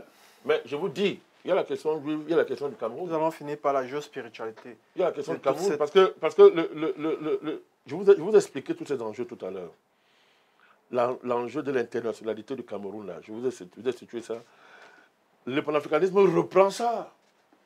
Vous ne comprenez pas les panafricanistes camerounais si vous n'avez pas ce background. Vous n'allez pas comprendre. C'est tout ça qui explique, c'est-à-dire mon engagement panafricaniste. C'est tout ça qui explique ce qui caractérise les vrais panafricanistes camerounais. Il y en a de faux. Je parle des vrais camerounais, parce qu'il y a beaucoup de faux panafricanistes camerounais. Mais ce n'est pas le moment de les citer ou bien de les mettre gauche à droite. Ce n'est pas le moment. Mais les vrais panafricanistes camerounais, quand nous avons relancé le combat panafricaniste, il y avait ça au cœur, cette affaire. Comment expliquez-vous la jumélité du Cameroun et de la Côte d'Ivoire? Vous expliquez ça par quoi? Ça va vous rappeler notre jumélité de l'époque. Bouani Oumyobé. Bouani Oumyobé. Et Bouani, il allait faire la danse macabre avec les Français. Les événements se répètent. Il n'y a pas de hasard. Vous pouvez même élargir ça au niveau de l'AES. Vous allez voir que même l'AES aujourd'hui reproduit lui aussi les conflictualités de l'époque. L'AES reproduit ça avec les termes, le langage du XXIe siècle. Et le Cameroun est au cœur de tout ça. Au cœur de tout ça.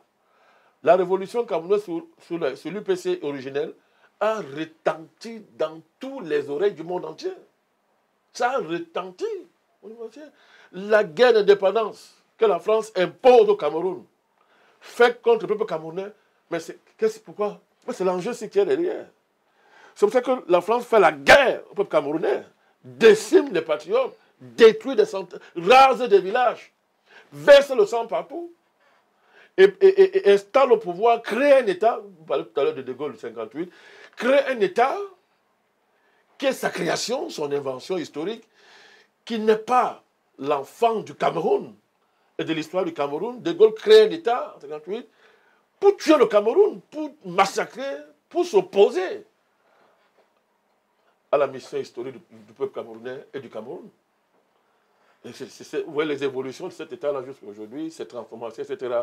C'est ça, j'ai appelé ça le moteur de l'histoire. Dans mon discours, c'est ça le moteur de l'histoire. Comment vous voulez faire la politique au Cameroun si vous ne connaissez pas ces choses? Comment vous voulez faire la politique au Cameroun sans prendre parti par rapport à ça?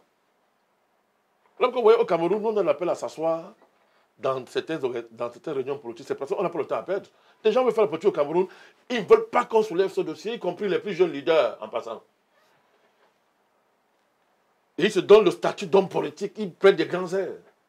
Mais ce sont des néo, j'appelle ça les néo-ojulatistes. Attention, au Cameroun, il y a des ojulatistes ancienne génération, mais il y a le ojulatisme nouvelle génération. Et ce n'est pas seulement on les recrute en politique, dans le milieu artistique, dans le milieu footballistique, etc. On les recrute partout. Dans les chefferies, on les recrute partout. La France a renouvelé son arsenal. Macron vous l'a dit dans son discours. L'Occident a renouvelé son arsenal, mais derrière, il faut tout faire pour que ce dossier-ci, on le tue, on le met. Et moi, je vais vous dire, c'est ça qui est au cœur de la succession du patriarche Biya. Nous arrivons là. C'est ça qui est au cœur. Vraiment majeur de cette émission. C'est ça qui est au cœur de sa succession. Donc, je vous parlais de l'ojulatisme. Vous avez dit à quoi il sert? C'est la sélection des élites. Et la France est partie. C'est la colonisation directe, mais elle est restée.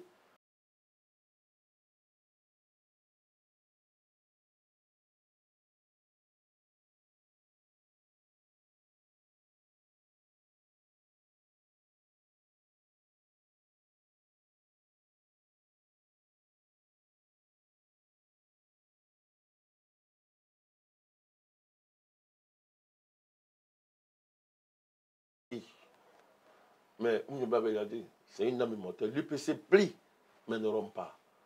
Le nationalisme camerounais, il plie, il ne rompt jamais.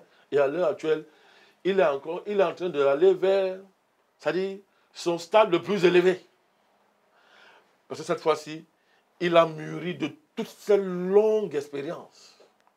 Aujourd'hui, il épouse son universalité.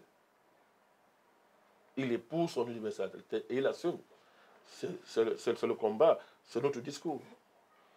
C'est quand moi je parle, quand nous articulons les enjeux du Cameroun avec les enjeux globaux, certains ne comprennent pas. Ils nous disent, hein, vous parlez de trop des choses internationales, vous ne parlez pas du Cameroun. Il y a longtemps que j'ai dit aux Camerounais que le tuyau d'eau qu'on installe dans un coin du Cameroun, c'est un enjeu international. Et c'est l'ignorance qui les fait croire qu'ils voient seulement un tuyau qu'on installe. Allez voir tous les soubresauts de l'État du Cameroun pour obtenir un financement, pour boucler un projet, pour satisfaire les exigences de ce que vous appelez bailleurs de fonds. Mais ça, le Kacheza ou celui qui veut, il ne connaît pas ces choses-là. Il dit je veux l'eau. Mais l'eau, c'est un problème international. L'électricité, c'est un enjeu international. La tenue de vos militaires, c'est un enjeu international. Les armes, vous ne comprenez pas tout ça. Vous voulez défendre un pays, vous n'avez pas les armes que vous fabriquez. Il faut acheter les armes ici. Pourquoi? L'internationalité du Cameroun. Le dernier village du Cameroun, c'est un enjeu international. Les derniers sanctuaires, les aires protégées de votre pays. Il y a quelques mois, on était au cœur d'une bataille avec les Rothschild. Vous voyez pourquoi? Tout ça, ce sont des enjeux internationaux.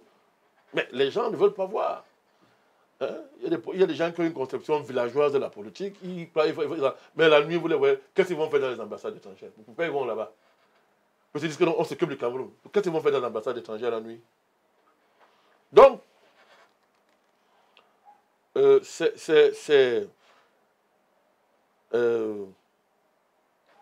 traité Germano-Douala, on voit cette affaire physiquement. Mais ça cache toute la dimension géospirituelle. Je vous vois comment vous impatientez à ce qu'on aborde ça. Cette dimension géospirituelle. C'est en entrant dans le monde géospirituel qu'on peut d'abord, vous allez assumer ce statut international comment? Si vous n'avez pas le soubassement géospirituel qui correspond à ce qu'on appelle à la grandeur de ce pays, à sa spécificité au sein des nations. Vous allez faire comment? Être Camerounais, c'est être global. Être Camerounais, c'est être global. On peut être Camerounais si on n'est pas global. Et moi, je dis toujours aux gens, je dis toujours à mes collègues politiciens, quand on se retrouve en plus, je dis, regardez le partage Paul Biya. Il bat tous ses adversaires. Ce n'est pas l'international qui les tape. Parce que lui, le président Biya, il connaît ça. Hein. Il connaît très bien cette affaire, mais il gère, il fait son rôle historique. Il gère dans les contraintes qui sont les siennes, qui sont les siennes, dans son rôle historique. Mais lui-même, il est confronté à ça maintenant. Au soir de sa vie, le président patriarche, il est confronté à la question de l'internationalité du Cameroun. Et lui, il aborde ça par ce qu'il appelle la diversification des partenariats. Mais il faudrait bien que ça ait une destination finale, cette diversification. Et le patriarche, il est confronté à ça lui-même. C'est là. Vous ne pouvez pas échapper. Regardez son dernier discours. Pourquoi le président rappelle certaines choses quand il était en France, là, quand on célébrait le 80e, le débarquement de Provence. De Provence. Regardez le ton du discours. Regardez les positions du Cameroun dans les enceintes internationales. Regardez le Cameroun. La modalité de la diplomatie camerounaise. Qu'est-ce qu'il y a derrière tout ça? Non, c'est parce que on gère tout ça, chaque chose ayant son temps. Le président patriarche, il a fait sa part, mais ça ressurgit aujourd'hui au soir de sa succession. Donc, vous avez au cœur cette affaire, pour être plus concret, la question de la terre. Vous allez faire comment pour éviter ce dossier? Est-ce qu'il est normal que la République coloniale, néocoloniale, qui ne comprend rien à la terre, ça vient d'ici et s'accapare toutes les terres, au détriment des régions, au détriment des peuples autochtones, au détriment des propriétaires historiques. C'est une fausse république, elle est bancale. Il faudra bien que son âme-là, l'âme qui vient de la terre, des profondeurs de la terre, il faudrait bien que cette âme-là, qu'il y ait une réconciliation entre cette république néocoloniale et cette âme-là. Vous allez y aller, la nature des régions, vous avez la question de la région. Et c'est elle qui nourrit le faux fédéralisme ambazonien et communautaire. Ouais, toutes ces fausses idéologies qu'on balance là, il y a quoi derrière? C'est parce qu'on a nié les régionalités du Cameroun, qui ont toujours été constitutifs de l'identité de notre pays. On a nié ça. Maintenant, des charlatans se lèvent, ils vendent des faux fédéralismes ici. Comme d'habitude, on importe des concepts, on ne cherche pas à savoir si elles ont une articulation locale, etc. Il y a la question même de l'argent public. Regardez comment la décentralisation peine à décoller. C'est pourquoi l'endocolonat ne comprend pas ces choses-là. On peut faire 1000 ans à l'université, on ne comprend pas ces choses-là. On ne comprend pas. Le partage de pouvoir, ce qu'on appelle le pouvoir, dans le contexte camerounais, le pouvoir au Cameroun, non, ce n'est pas comme ça. Cette centralité de pouvoir qui est fondée sur une matrice néocoloniale ne peut que le conduire dans l'impasse. Mais le NP rejette en même temps les offres des faux trucs que les gens proposent là, en éludant ces questions fondamentales. Donc, il faut repenser de fond en comble la décentralisation, il faut lui donner une âme. Tant que l'âme du Cameroun ne pénètre pas dans tous les interstices de l'État du Cameroun, dans la pensée de la fonction publique qui est à terre, ruinée par le fait qu'elle n'a pas d'âme. Et son âme devient le vol, le pillage. Et l'hypertrophie, j'allais dire, l'obésité d'une administration qui est très obèse et moins efficace, moins performante. Vous voyez que c'est quoi? Parce qu'elle n'a pas l'esprit public qu'il faut au Cameroun.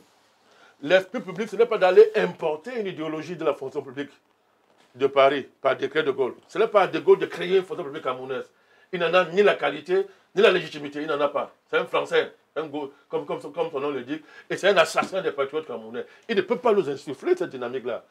Le service public à vocation universelle est la fille de la fusion, du mariage des communautés historiques qui ont fait ce pays. Mais toutes ces communautés sont données la main pour dire non à l'oppression étrangère. Et l'ont payé de leur sang. Il faut réhabiliter tout ça. Nous sommes au cœur du contentieux camerounais. C'est ce que nous appelons le problème national camerounais. Il est un problème continental, il est un problème global, universel. Mr. President, you said that what makes a nation is its soul and not the institution, and that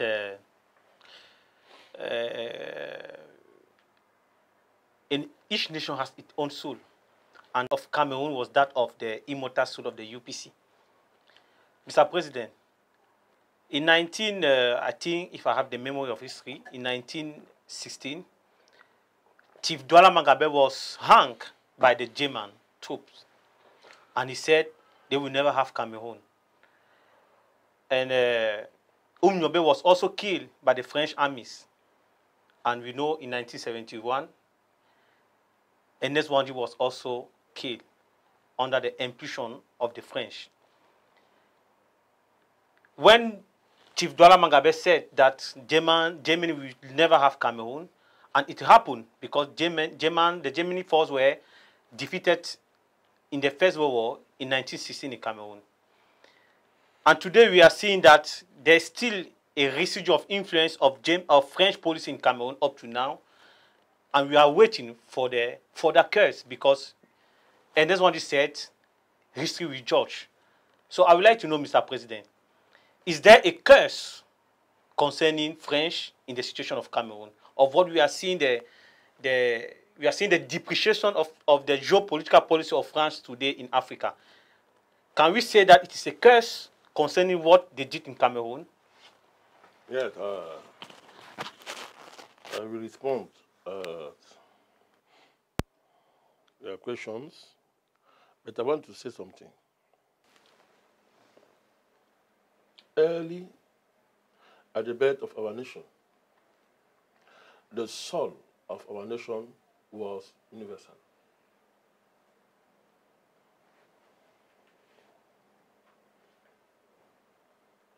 The soul of our nation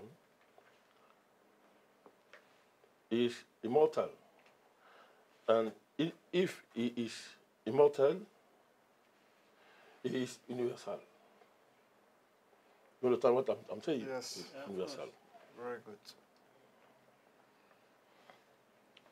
L'âme immortelle du Cameroun est une âme universelle parce que déjà vous voyez le traité de Douala, vous voyez l'universalité des chefs Douala.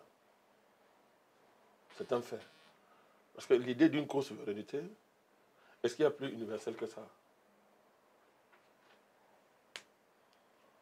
Est-ce qu'il y a plus universel que ça?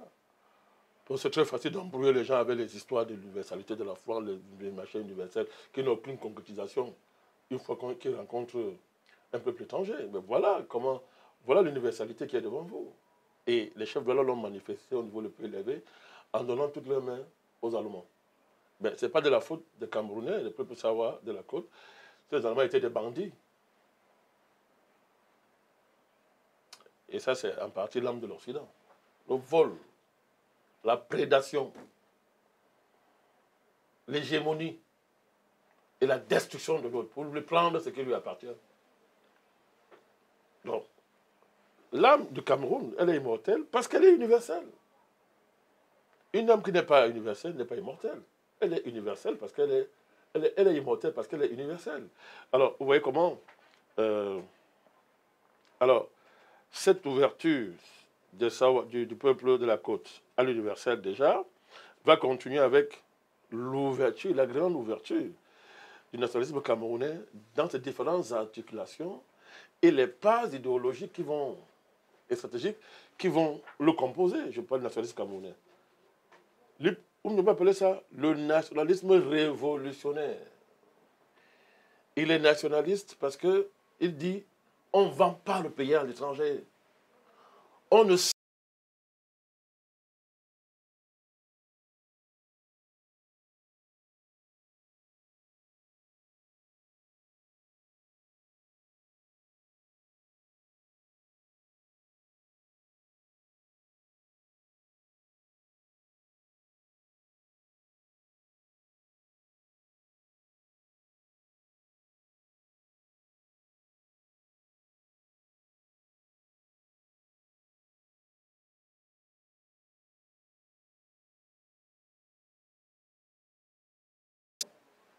Elle est l'histoire.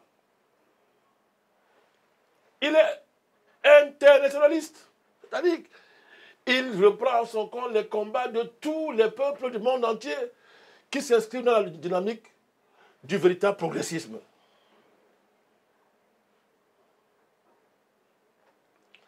Il est global et universel parce que, en dernière instance, tout ça, c'est pour la préservation de l'espèce humaine. Donc, quand on dit nationalisme camerounais, il faut très bien voir les différentes modalités de la composition, des différentes composantes. des différentes matrices que l'UPC a dû fusionner pour construire ce qu'on appelait le nationalisme révolutionnaire.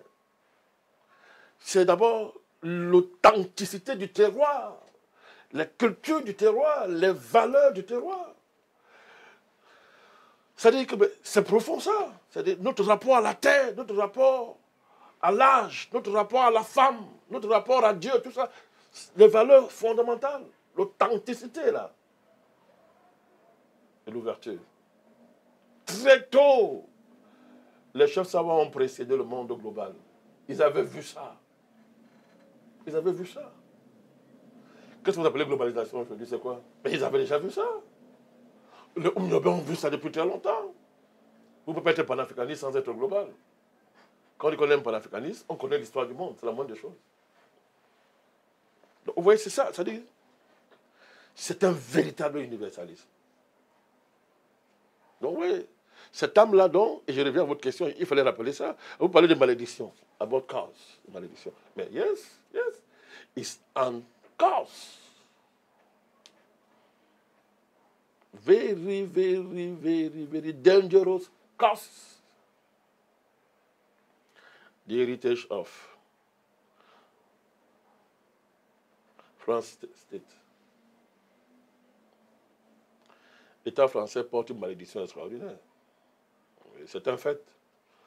Vous ne pouvez pas vivre en avalant le sang des autres peuples et croire que c'est la norme. Ce n'est pas la norme. Ce n'est pas la norme. C'est pour ça que nous contestons l'universalité de la France. Nous contestons l'universalité de l'Occident. On conteste ça. Ça n'a aucun fondement historique au sein de nous. On n'est pas universel par rapport à soi-même. Votre universalité va se réaliser de manière véridique, c'est à la rencontre de l'autre. Parce que sans bombe sa poitrine, on dit, oui, on a Voltaire, on a Diderot, ils ont écrit des poèmes, ils ont écrit la littérature, alors on est universel. Mais ça, c'est des histoires des Français qui restent avec ça. L'universalité, c'est au contact des autres qu'on sent que vous êtes vraiment universel. Or, le contact des autres, ça a été quoi? La destruction de l'autre, le vol, la rapine, la prédation. C'est l'histoire de nos rapports avec la France. C'est pour ça que ce sont des rapports sanguinolents. Le sang coule. Ne cesse pas de couler. Regardez l'actualité panafricaniste. À sa passe de commentaires. Voilà pourquoi le dialogue avec la France n'est même pas possible. C'est un peuple, pas le peuple français, l'État français est maudit. Cette malédiction la poursuit. Et la poursuivra jusqu'à ce qu'il y ait une véritable repentance. Mais comme il n'aime pas entendre ce mot, eh bien continuons, on va voir. On va voir. C'est un fait.